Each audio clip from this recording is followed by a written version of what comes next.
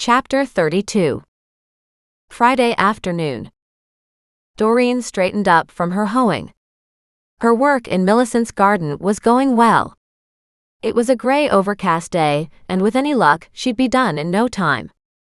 Which was a good thing, considering the threat of rain later. She could have come yesterday, but she'd gotten into the rhythm of Fridays, so hadn't wanted to change it. Thursday had passed in a blur of her own gardening and research and wondering, plus her first attempt at making spaghetti herself, then back to her gardening to keep her busy while she waited for more answers. So far, there weren't any.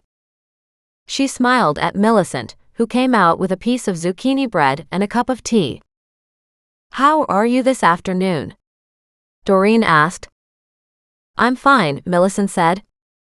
"I wasn't sure if I would see you or not today." "True enough," Doreen said cheerfully. "But I'm trying to maintain a Friday schedule, though it might go off the rails once in a while. Of course, I never slow down. And that's all good. At this rate, we're starting to get this place tuned up nicely. Are you okay to maybe cut back the lawn edge in that garden bed a bit?" Millicent's tone sounded anxious, as if worrying that Doreen wasn't prepared to do this. Doreen looked at her and said, "Of course. Do you have a grass edger?" Millicent nodded. "I think it is in the shed." She slowly made her way down the steps, even against Doreen's protests, and headed to the shed, then brought out an edger. "How far back do you want me to expose?" Doreen asked. Together they sorted out a 2-inch line, and Doreen went along and cut and broke up the sod so the garden bed and the sod wouldn't encroach on each other. It's a nice and easy way to keep it clean, isn't it? By the time she got all the way to the rear fence and around the back to come down on the other side, she could feel her arms aching. She took a break, went back, and removed all the pieces she had cut. Then she carried them to the compost pile. As soon as she was done, she went back and raked the garden edge. "That looks fantastic," Millicent said warmly. "It makes a big difference, doesn't it?" Doreen returned the grass edger to the shed. As she walked toward Millicent, she said, "And just in the nick of time, too." Her hours were up, so with a wave, she collected her critters and headed back to the creek.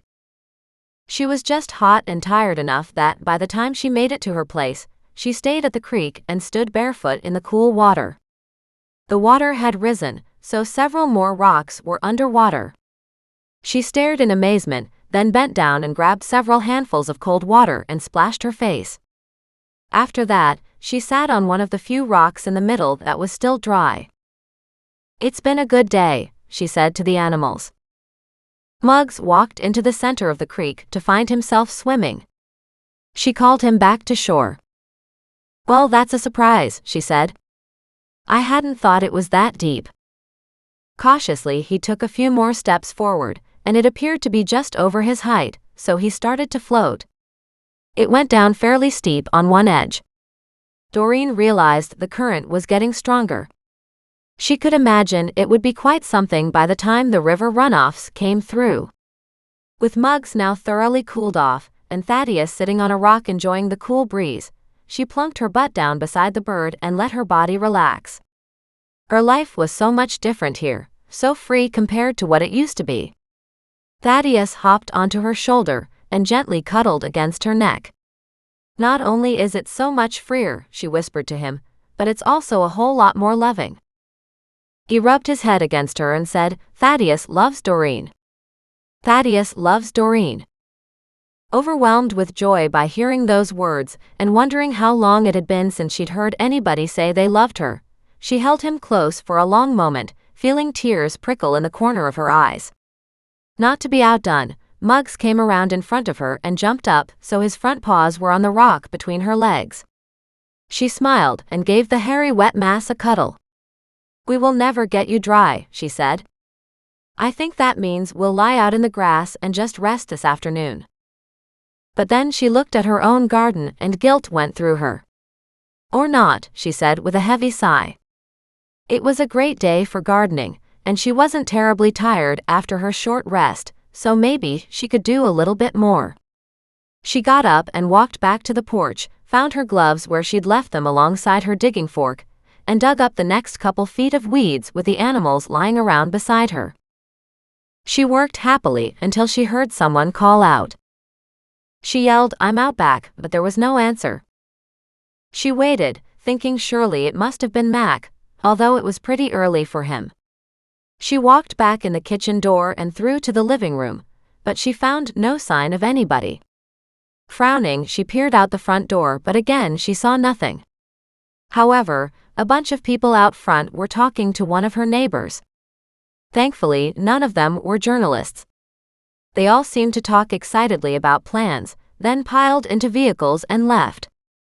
Surprised, but figuring it must have been noise from that group or one of the other neighbors, since they did make noise occasionally, and studying both of her front doors, she shrugged and headed back outside. She was almost done with what she'd planned to do in her backyard for the day, but not quite. She returned to her garden. The animals were once again in tow, collapsing on the lawn around her. She finished up along one bed, finding it full of painted daisies, black-eyed Susans, and echinacea. Basically, all the same look of a daisy flower, but in yellow, pink, purple, and white. It would be stunning. Except, they would flower at different times. The white daisies would open soon. Well, not very soon. She studied the buds and saw they were still quite tight. But they were forming. So, maybe within a month. She continued to work, forcing herself to go past her 2-hour time allotment and having a mental argument with herself as to when she should quit. Then finally, she'd had enough. Thirsty and tired, she stepped back and saw she was halfway done with the one long bed to the house. She really liked the idea of what Millicent had done with her garden, and the edger. Doreen wasn't sure she had one of those though, but it was a good idea. And if she could ever get stepping stones, she would put them down in a gravel base to make a simple path to the creek. Inspired by the design and, with ideas flowing through her, she walked back into the kitchen and poured herself a big glass of water. Then she sat down with her notepad and designing a curved path around the weeping maple that needed some TLC and continued drawing with the path down toward the creek. She had some big grassy spots that needed aerating and fertilizing, and she didn't even know if a lawnmower was to be had around this place. The grass was getting long in spots, just not in enough spots to be worth mowing. She laughed. I could probably take scissors to the long blades of weeds. By the time she was done, she straightened, rotated her neck, and rose to put on a cup of tea. She should take her cup and sit out front. Maybe she could come up with some ideas for the front yard too. When the tea kettle boiled, she got herself a cup and headed to the front door, opening it, and froze. She grabbed her phone and called Mac. "What's the matter?" he said, his voice distracted. "I need you and I need you now," she snapped. And she hung up. She lifted her nose and smelled again. There was no doubt about it. It was gasoline. She took a long moment to assess what would burn in the front, and what wouldn't burn, and what she could do about it. Water on gasoline, she didn't think was a good idea. And then she remembered dirt. That would be the best solution, and wouldn't harm the grass. Maybe that was the only thing that would help. Oh, why didn't she have a pile of topsoil to use? But Richard had a small pile on the side of his garage. She ran into her garage and grabbed the wheelbarrow and a shovel, and raced to Richard's property.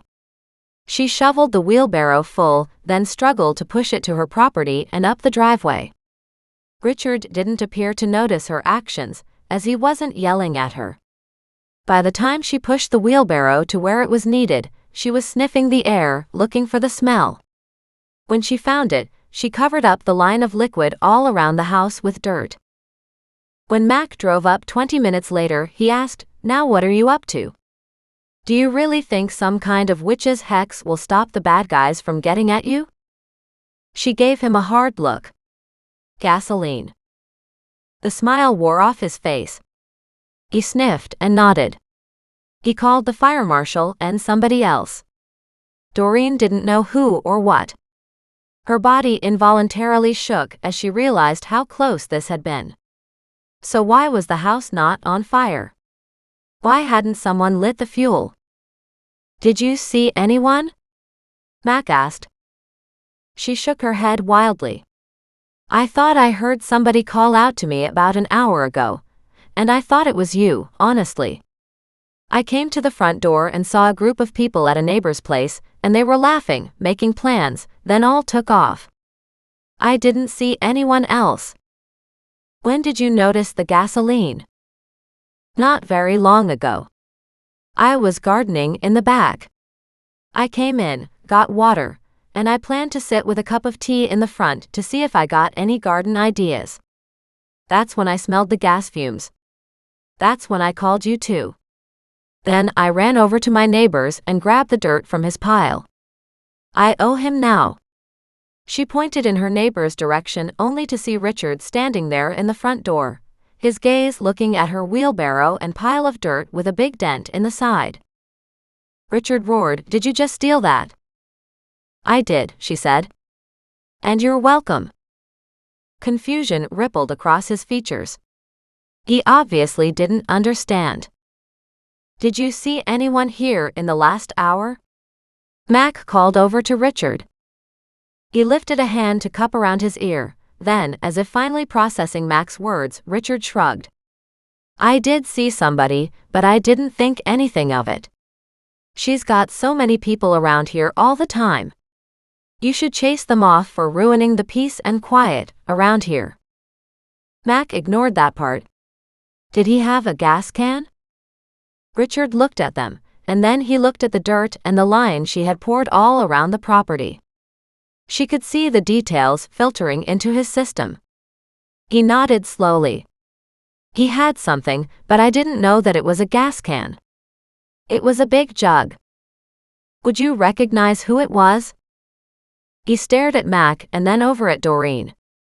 Did somebody just try to burn down your house? I don't know if they planned to or not, but I presume so, she said slowly.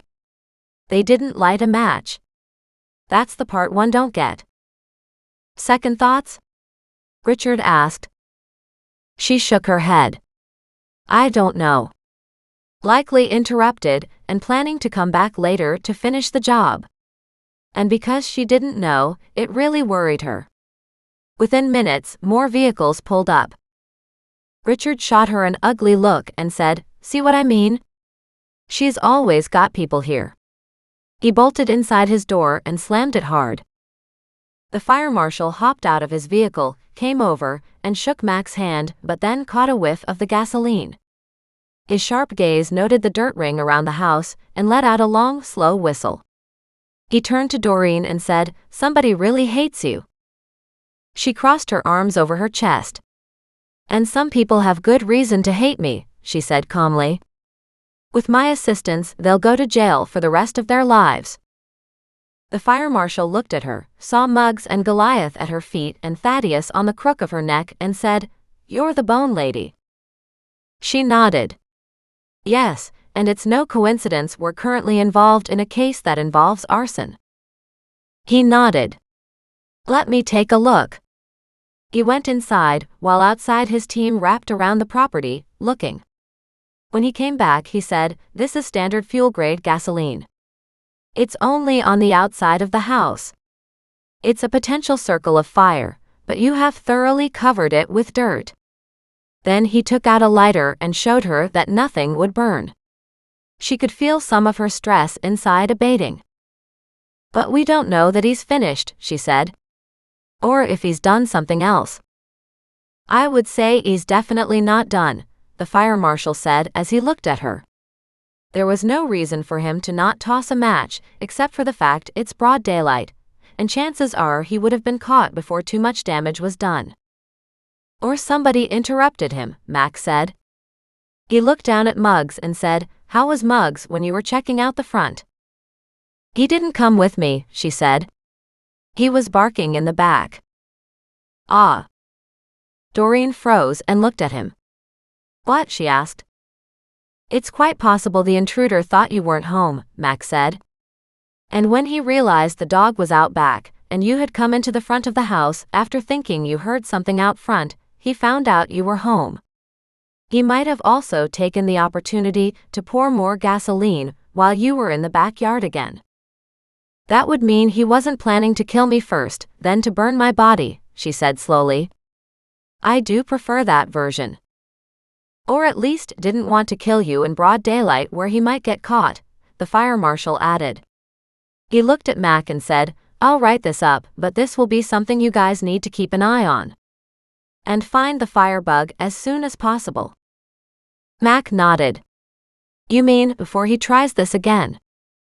The fire marshal barely hid a chuckle as he nodded.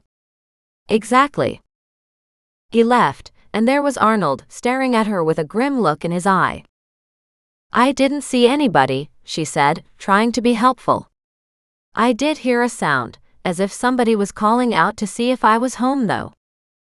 That's the only good thing about this, Arnold said. The fact of the matter is, if he didn't try to kill you today, chances are he wasn't looking to kill but just to burn down your property. She reached up and rubbed her temple. It doesn't make any sense. Nothing has to make sense, Mac said. Come on. Let's get you back inside the house. She went back in and then stopped and said, I have to return the rest of this dirt to my neighbor. Leave it, he said. We'll take pictures. Her shoulders sagged and she nodded, calling Muggs and Goliath in with her. Then she turned to Mac and asked, Are you coming in too? I have to talk to the guys first. She nodded and went in to put on coffee. If there was one thing she was sure of, Mac wouldn't say no to a cup of coffee. And right now, she really needed the caffeine. She also didn't want Mac to leave. The fire marshal had checked to make sure no gasoline was anywhere in the house, so that made her feel better. But not good enough. With the coffee dripping, she walked over to her little office alcove, picked up the stack she had meant to take to Rosemore, the ones Nan had asked her to scan, and walked back out front. I need to get away for a few moments, she said. I'll deliver this to Nan. Mac nodded. I'll be here when you come back, unless I get called away. Right, she said, and she rushed off. On the way, she called Nan, but there was no answer. She groaned. When she got to Nan's patio, Nan really wasn't there. Doreen frowned, then shrugged it off. Nan had a better social life than Doreen did. She wrote a note on the envelope and left it on Nan's outdoor patio table. It was safe from the elements there. Still, it was disappointing. She needed a hug right now. Slowly and out of sorts, she walked back alongside the creek. At her property, she stopped and stared at the house, wondering what she was supposed to do about this new element. She walked back inside and took a look outside to see two cops still talking out front, but nobody else. She groaned, sat down at the kitchen table and said, "And now what?" "And now," a man said behind her, "now you get to commit suicide and burn." She froze, turned ever so slightly and smiled. "So I was right," she crowed. Steve stared at her. "You were right about what?" She looked at the gun in his hand and waved it off. "Nobody will believe I committed suicide with a gun," she said with a shake of her head. "You really don't research your victims first, do you?"